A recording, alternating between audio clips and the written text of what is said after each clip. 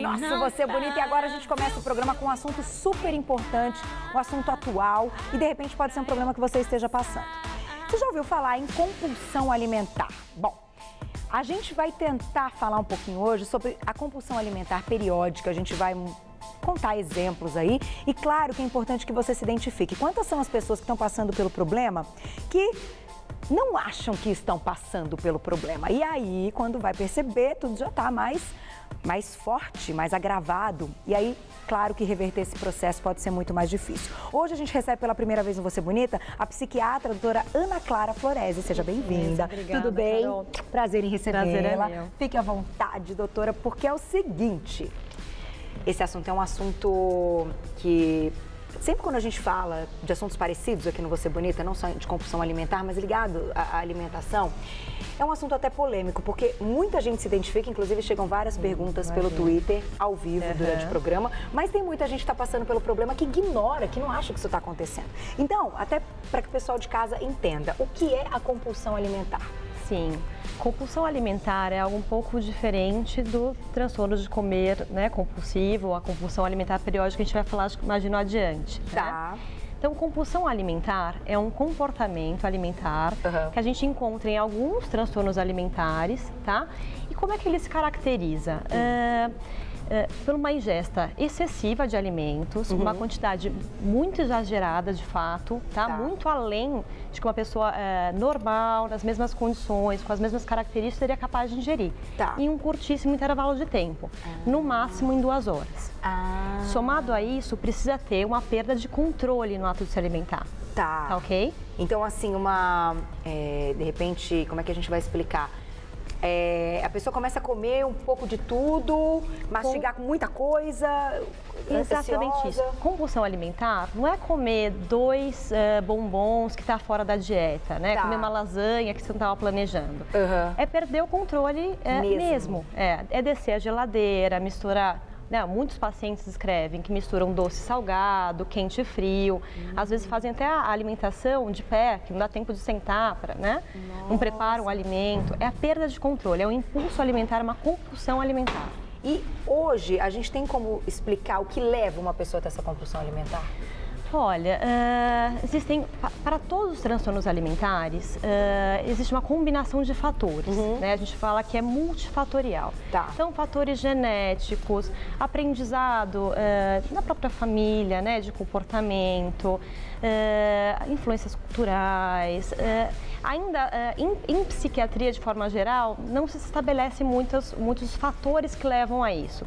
O que eu posso te dizer existe uma impulsividade por trás disso, né? Por vezes a gente até apresenta não só apenas a impulsividade no ato de se alimentar, mas em outras áreas do funcionamento, né? E isso leva a essa compulsão. Qual é a diferença entre uma compulsão alimentar ou a compulsão alimentar periódica, que é o nosso assunto? A gente pode dizer que tem mais pacientes que se encaixam nessa compulsão alimentar periódica?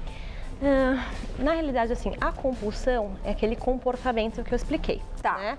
Na compulsão alimentar periódica, a gente está falando desse comportamento recorrente. Então, né, o paciente com um transtorno da compulsão alimentar periódica, que a gente vulgarmente conhecido não, mas a gente usa o termo de TCAP. TCAP. Exatamente. Ele vai ter esses comportamentos de comer compulsivos, que a gente já descreveu, tá? De uma forma recorrente, pelo menos uma vez por semana, por 3 meses. Então, se já se caracterizar dessa forma, uma vez por semana, 3 meses consecutivos, ele já é considerado uma compulsão alimentar periódica. Associado a uma importante angústia, relacionada a essa compulsão, e na ausência de métodos para compensar a ingesta alimentar em excesso. Deu para entender?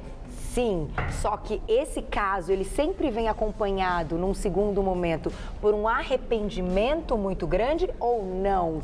Essas pessoas acabam, enfim, deixando para lá e nem se atentam aí que estão comendo em excesso. Não, a gente vê com muita frequência, né? Essa angústia tem que estar presente em todos os casos. Tá, aquela sensação de ai, vou morrer, ai, tô muito triste, de desconforto. De incômodo, né? Uma síndrome do pânico, assim. Na realidade, é um sentimento negativo diante da falta de controle, da sensação de não ter controle no ato de se alimentar, tá? Mas a gente pode ver também uma sensação de culpa, um arrependimento, uma vergonha de si, tá? E ela pode estar presente associadamente a essa angústia. Agora, nesses casos, doutora, é claro que é muito importante que você procure ajuda, quem estiver se identificando com o assunto, porque é uma doença. Exatamente. Né? E tem que ser encarada como doença, e para uma doença a gente tem que pensar num tratamento. Qual o primeiro momento, né, após identificado, diagnosticado que esse paciente tem uma compulsão alimentar, o que deve ser feito? Porque eu acho que muitas pessoas, claro que querem ser ajudadas, mas que acabam se sabotando no meio do caminho, exatamente por continuarem sentindo essa angústia que você falou, né? Uma depressão, de repente, né, acompanhada. E aí, como é o trabalho para começar esse tratamento? Tá, acho que se as pessoas se identificaram, né, com o que eu estou dizendo em relação a essa falta de controle alimentar, vale a pena procurar uma equipe médica. Você pode procurar, como a gente está falando de um transtorno mental, que é o transtorno da compulsão alimentar periódica, procurar o psiquiatra, né? O psiquiatra não vai lidar com esse caso sozinho, tá? É uma equipe multidisciplinar, então a gente trabalha o psiquiatra, a nutricionista, o terapeuta, né? E o tipo de terapia que a gente vê que tem um bom resultado é um tipo específico chamado de TCC. Não sei se já foi dito alguma coisa relacionada aqui. Não. Terapia cognitivo-comportamental, que é muito útil no tratamento desses casos. Por isso que eu te perguntei da alimentação, que às vezes as pessoas em casa também podem se identificar com isso.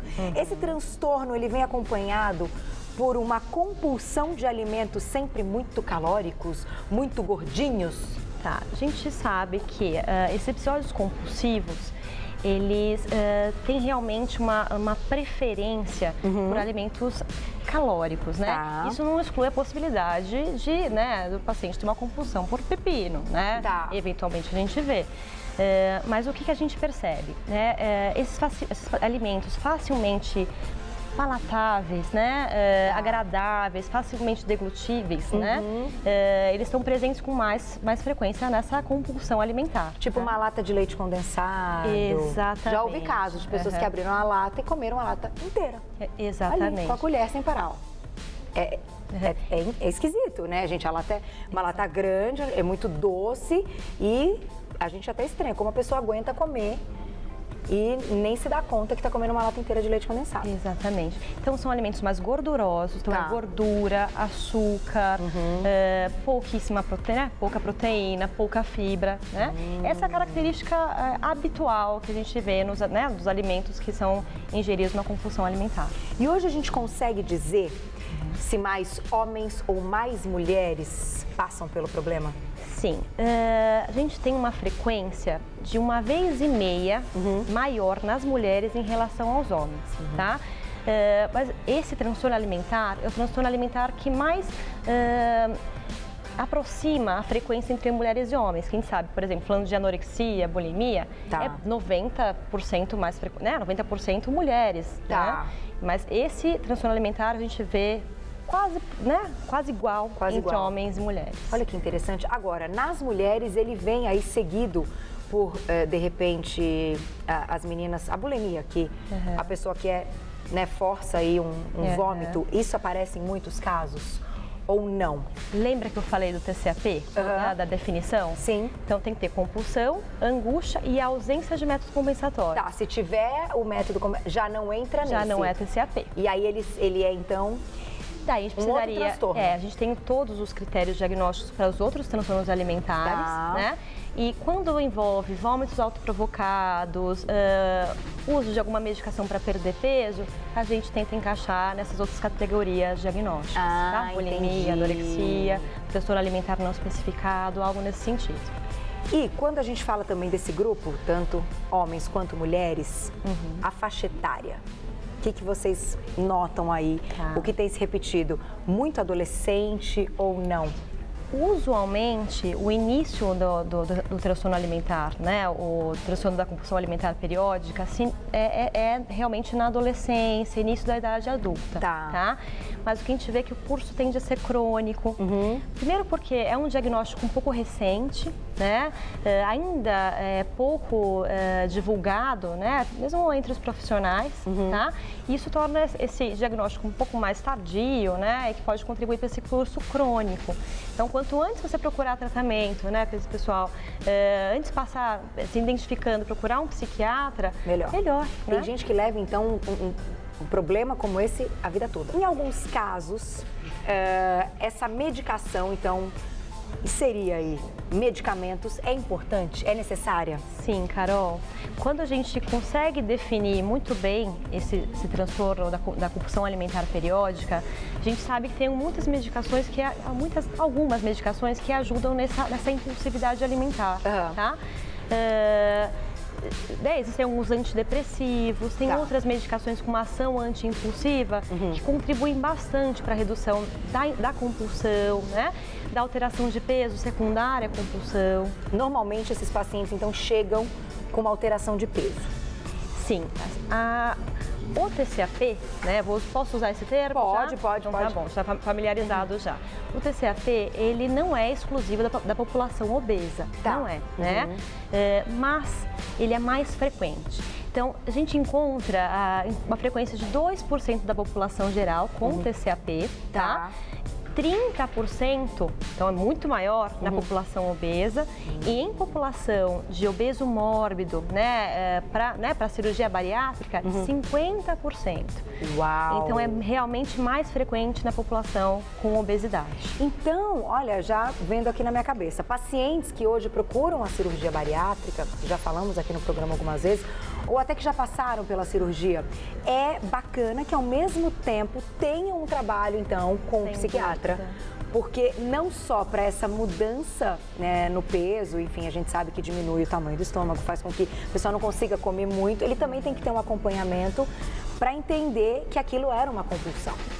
Sim. A gente está falando, então, com uma frequência de 50%, então, boa parte deles, né, dos pacientes com obesidade mórbida, podem ter essas compulsões alimentares. Nestes casos, sem dúvida nenhuma, ele se beneficiaria de medicação, né, e deveria passar por um psiquiatra, né. Primeiro porque a cirurgia bariátrica vai ajudá-lo, né, a perder peso, só que a impulsividade vai continuar. Exatamente, vai ser mantida. Então, se ele não tratar, né, ela pode, de novo, drenar para outras áreas do funcionamento do paciente. E, doutor, uma coisa interessante, esse paciente, quando ele começa a comer muito, abre a geladeira e quer comer tudo, não tem fome. Eles dizem isso, que sentem que não tem fome. É, na verdade, uma ansiedade mesmo para comer. Não dá, né? A fome ali não existe. Exatamente. É uma vontade de comer. Por vezes eles até continuam comendo sem estar fisicamente faminto, né? É porque tem essa impulsividade, né? Essa falta de controle para se alimentar. Não é necessariamente uma fome, né? A fome pode gerar, mas a continuidade é às custas de impulsividade. O que você diria, porque eu acho que já que a gente citou que tem muitos casos que começam aí nessa adolescência, início da fase adulta, muitas mães devem já ter notado de repente alguma mudança de vida nos filhos. O que você diria para essas mães? O que é importante que elas prestem atenção para que possam ajudar e já encaminhar para um tratamento com o psiquiatra? Sim, a compulsão, né, como a gente definiu no começo, então aquela ingesta de grande quantidade de alimento, que não é uma coisa que tenha saído fora da dieta habitual, tá? Com a falta de controle, identificados, e isso contribuindo para um ganho de peso cada vez mais progressivo, né? Porque às vezes a pessoa faz escondido, né? Exatamente. Tem isso também, faz escondido, que é para ninguém perceber, né? Um dos critérios acessórios é justamente esse, passar a comer sozinho, por embaraço de comer em público, né? Então, se a família está percebendo que algo desse sentido tem acontecido, que o paciente, né, que o adolescente está sofrendo, tá, né, se angustiando com essas compulsões, vale a pena sim passar por uma avaliação psiquiátrica. Gente, e não só, assim, se você notou, porque às vezes a pessoa já saiu dessa fase, já está numa fase adulta, e amigos próximos também notam uma mudança no comportamento, mas todo mundo fica um pouco sem graça, né? Falar, ai, não, vou invadir o espaço dessa pessoa, dizer que eu acho que ela está passando por um problema, mas sempre é melhor dizer, né? Porque dá para salvar vidas, porque é um problema que se você não trata futuramente, muita gente morre de compulsão, né? Acho que não necessariamente da compulsão, mas como a compulsão leva, né, pode levar à obesidade, a gente sabe que a obesidade, né, tem um monte de consequência em termos de saúde, né? Pode vir associado a aumento de pressão, diabetes, aumenta muito o risco cardiovascular e, de fato, pode levar à morte. Então, gente, muito sério o assunto, tenho certeza que muita gente se identificou. Eu tentei pegar mensagem aqui no Twitter, mas não sei se a internet não está 100% hoje, não consegui, peço desculpas para quem mandou. Às vezes acontece, vocês sabem que a gente conta com essa tecnologia, às vezes ela falha. Mas não se preocupem, quem quiser mandar e-mail, a gente encaminha para a doutora. Inclusive, eu vou deixar um e-mail de contato para quem quiser saber mais sobre o assunto. florese.psiquiatria@gmail.com florese.psiquiatria@gmail.com. Não deixe de procurar ajuda, é importantíssimo. No final dá tudo certo, como a doutora explicou, tudo bem planejado, com vários médicos envolvidos, vários profissionais. Você vai ver, o tratamento é muito bacana e depois você vai voltar a ter qualidade de vida de novo, sem esses excessos. E essa, cadê Lilzinha? Lilzinha? Deixa ninguém comer essas gordurices hoje, hein? Porque senão, ó, sai daqui, ó, não deixa os meninos comer as gordurices. Doutora, obrigada, viu? Prazer recebê-la. Até a próxima. Obrigada.